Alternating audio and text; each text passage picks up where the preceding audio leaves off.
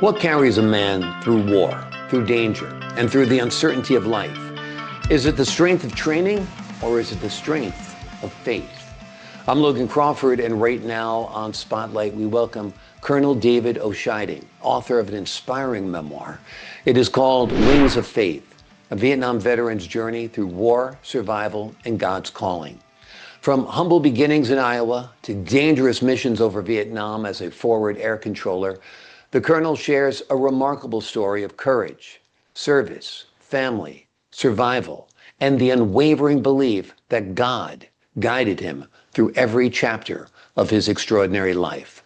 We're delighted to have this very talented author join us here today, and we ask viewers like you to support authors like him by subscribing to our channel and by purchasing his amazing book. The links are below this interview. Colonel, I salute you for your service, particularly on this coming off of Memorial Day weekend, and as we're about to celebrate the 250th birthday of the United States of America. It's because of the service, sacrifice, courage, and bravery of men like you that we are here today to have a free conversation about your book. So thank you, sir, and God bless you. Thank you for your service. Well, thank you very much. Happy to be here. Great to have you on the show. Let's talk a little bit about your book. Aviation became your passion early in life.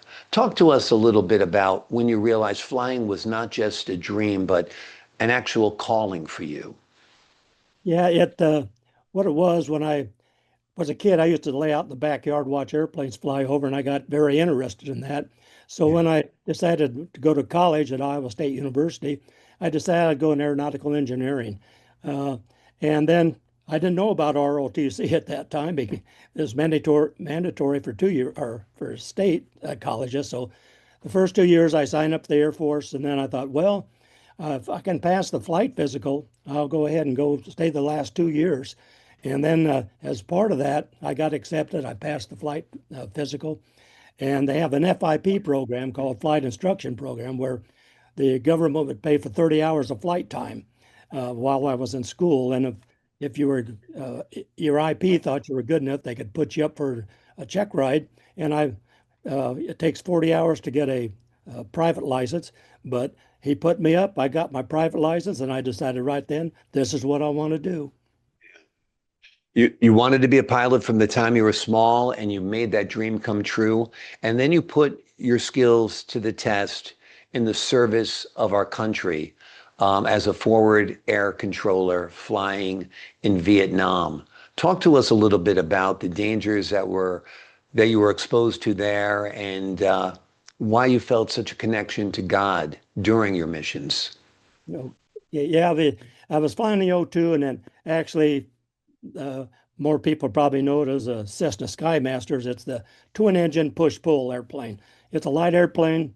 It's 120 knots cruise, and we usually flew around 1,500 feet. And so you're an easy target. Yeah, we were. You're slow and low. Slow and low, and we were in the inventory, the envelope all the time. Yeah. And some of the dangerous things that I had was, well, on that one, that airplane in particular, if you lose an engine, the rear engine, you can only maintain about 900, maybe 1,000 feet. One mission, I was out in Ashaw Valley, lost an engine. I'd only been there about 2 weeks, and I lost the rear engine. The mountains were about 3,000 feet, and I'm down to about 1,500 feet. Wow. Had to get out of there, and there was only one way out, and that was just a little road that came in the northern part of the valley. And so I made my way up there at about 900 feet and went through, and as I was going through the valley, 250 calibers opened up, one on each side above me, and I'm watching tracers going down on me. And I thought right then, God just saved me. And so I made it back and landed and everything, but that was kind of harrowing just after being there just 2 weeks. Then I was doing the offensive in 1972. A mission that was kind of bad was I was over in Cambodia, and a 23 millimeter opened up on me out of a pagoda, which is a church. Couldn't hit it because it's in the ROE that you don't hit pagodas and not with anything with more than 25 structures. And so I started going away, but they gave me clearance for it. I was able to go back and attack it which was good. But when that 23 opened up, it looks like a shotgun coming at you because every fifth round is what you can see, and it can fire 700 rounds a minute. So God saved me on that one too. And then there's another time where it was later in that series of sorties that I was flying during the offensive of 72. I was on my fourth mission up in 2 Corps, and I again lost an engine. And I had a new pilot with me, and we're, of course, way above the mountains and everything, and there's a cloud deck below us. And the thing is about 2 Corps, they don't take prisoners. And so I thought, well, there isn't a whole lot we can do if I can't, get to the coast. And so I turned to the coast, hoping that I could make it over to by Nha Trang, and we started down because I was about 8,000 feet at that time, and I leveled off. Well, I went in the clouds at about 2,000 feet. Then I leveled out about 100 feet below the clouds, and I was 2 miles over the South China Sea at night, turned around, landed. So God took care of me there. And I think the thing that really convinced me was one day I was taxiing out to go to doing a reconnaissance mission during the 72 offensive, and God spoke to me. And as I was taxiing out, this voice, a strange feeling came over. Never had it before or after, but this voice in my head said, "Don't fly today." I kind of ignored it, went a little bit farther. The voice says, "Don't fly today." I got right to the end of the runway, and he literally yelled at me. He says, "Don't fly today." And then the dumb fighter pilot clicked and says, "I don't think I'm supposed to fly today." So I turned around, taxied back in, and luckily I was the ops officer then, and I didn't have to tell anybody why I didn't fly. But God saved me there, I know. So that's gave me a total strong. All my assignments through all my Air Force career has been His choice, not mine. He gave me what He needed me to do, not what I always wanted. And he gave me the O2 assignment for the reasons that that I could save some people's lives over there, and I did. So I felt very good about it, and God's guided me my whole life. Yeah. You're open to it, though. A lot of people get that voice and they ignore it, they dismiss it, they think they're imagining it. But that little gut feeling we have, that little voice inside our head, is Yeah. often God, right? Yes, absolutely, and we got to listen to Him. In fact, Yeah, I even wrote another book on that. The title is "Don't Fly Today. When God Speaks, Listen." And exactly. I yeah, was supposed to fly yesterday, but there were repeated delays for my flight. And my uh-huh, wife finally said to me, "I've got a bad feeling about today's flight." I'm like, "That's it. You yeah, don't have to tell me anymore. I'm canceling it." yeah, that's So great. yeah, without a doubt. A big part of your story also is your life outside of the service, your childhood in Marshallton, Iowa. Talk to Mhm. us a little bit about how your parents and your grandparents shaped the man you are today and the leader you became. Okay. Yeah, in fact, we can't choose our parents. God does, and He chose a good set of parents for me. Uh, my um, father was raised in a very Christian family, and so that was very good. My mother, she was a Christian, but she wasn't raised in a Christian family. In fact, her mother abandoned her when she was 7 or 8, along with one of her brothers on the steps of the courthouse in Marshalltown, Iowa. Her aunt finally came and rescued her, and so she kind of was working with her. But uh, after about, oh, I don't know, it was a number of years later, her mother, actual mother, called her and says, uh, "Is there any way you could possibly forgive me?" And my mother immediately said, "Yes." And they were able to have a pretty good relationship after that. And my mother always would say, "Honor thy father and mother, and thy days will be long upon the earth." And she lived to be 92. And so she had a strong religious faith that she bestowed on me. And on my dad's side, uh, my grandmother was, oh, she always wanted to run an orphanage, and my parents both worked. So each day we would walk down to her house. She would take care of me during the day, and so she was very religious, and she's probably the sweetest, woman I ever ran into, and she was so kind. In fact, they even adopted a little girl from up the street when their parents couldn't take care of her, and she became a sister to my dad, and she was only 5 years older than me. Wow. So, yeah, and then Amazing. yeah, but I saw Satan at work there too, Yeah. because he's always at work. And what he did when my grandfather passed away, they owned a farm, and uh, the family consisted of my grandfather and grandmother.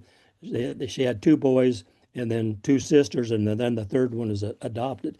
But when he passed away, the older sister tried to beat my grandmother out of the farm. They owned a farm, and so that it would have taken very good care of her during with when in his absence. But she made so much trouble. Satan caused her to be greedy, and her and her husband essentially just kept going on and on and on about taking the farm away from her. That grandma, she decided, asked all the children to just sign it over to her. I don't want to put up with the discord. And so they did, Yeah. and that was Satan at work. And Yeah. so I saw that, and I saw the way my mother treated her mother after being, just disposed of essentially on And that's Christ at work. that was The Christ. forgiveness, the Yeah, grace, yeah, those are all Christ-like qualities. yeah. So my parents always, displayed that type of concern for people and how you treat people and the belief in God and have Jesus take it, believes that he'll be there to help us. It's such a great gift when your family bestows wonderful faith on you and great values and great morals. Your book is also about purpose, resilience, and family. Talk to us about the message you hope readers take away from it. Yeah, but I hope that they'd see that in today's world, I think there's so much divisiveness going on that I would like to see that the young generation turn back to God. I think that hopefully that there's I put enough empirical evidence that how God guided me throughout my whole life that maybe that'll take that to heart. And if just one person will turn to God, then that it's worthwhile. My book. Absolutely. And I think that's happening. They say that the younger generation of people are going to church now in record numbers, more than even the boomers. So I think that's wonderful. So your vision and your dream is coming true. When folks are done reading your book, what do you hope stays with them? What do you hope sticks with them? What do you hope they learn about not only your life, but about their life and about the power of the Lord? Well, I hope that they take a take time and just analyze all the different events that is happening to them, and you'll eventually find out that the good things that God will do for you, and He needs you to do certain things when you cross paths with other people in life, and you just can't live yourself and do whatever you want to do. You're here for a purpose, and God will show you what that purpose is. And if people the young generation. And like you're saying, I think you're right because uh, it's very important for us, especially the young groups, when they grow up to be govern our countries and so forth. They need to be religious because when your country turns their backs on God, God turns his back on them, and we have a serious problem nowadays, and Right. we need to make sure that Turning Point USA is great, and we need to continue with that. Exactly. And Charlie Kirk Oh is yeah, a martyr and really very much a saint. yeah, He spoke the truth. He let others speak their truth. He tried to elicit debate, and for that, he gets his throat shot apart. And it yeah. was a horrible, horrible crime against a very courageous young man. Before we leave you today, I know there's somebody you want to talk about a little bit who was an integral part of your journey. For 60 years, your wife, Jan, was by your side and with you. Talk to us about how important her family support was throughout your career, 25 years in the Air Force, and your life journey. Yeah, they, she has just been a perfect wife. I couldn't have asked for any better wife. In fact, God led her to me in college because she wanted to go to Iowa State, and I was, or Iowa University, and I was going to Iowa State. Her parents said, "No, that Iowa University is too far away. You need to go to Iowa State." So she came to Iowa State, and she was dating my fraternity brother when I first saw her, and they broke up. And I went to my fraternity brother, said, "Hey, do you care if I ask her for a coffee date?" And he says, "No, I don't mind." Well, she didn't know me from Adam, but I had a red 55 Ford convertible. And I know she knew that because it was right by the parking lot. When she left her sorority, she had to go through our parking lot to get to school. And she saw that, and so I said, I'm the guy that has the 55 Ford convertible." "Oh, okay. Well, yeah, I'll have a coffee date with you." Well, 6 months later, we were married. And Wonderful, we've been wonderful. married, Well, been married 63 years. congratulations. What's that, sir? We've been married 63 years now. Wonderful. Well, congratulations on that enduring relationships. Great to have a nice car. It does impress the girls sometimes, particularly a 55 red convertible Ford. That sounds Oh, awesome. The name of the book is Wings of Faith, a Vietnam veteran's journey through war, survival, and God's calling. It is a powerful memoir that combines military history, personal courage, and spiritual reflection into an unforgettable journey through war and life. Through vivid storytelling and heartfelt honesty, the Colonel reminds readers that even in humanity's darkest moments, faith, resilience, and purpose can still guide us forward. Colonel, thank you so much for joining me here today. well, thank you very much for having me. I appreciate your time, your insight, your wonderful, palpable faith, and the great work you've done on this book. To the folks at home, I'm Logan Crawford, thanking you for your time this time. Until next time.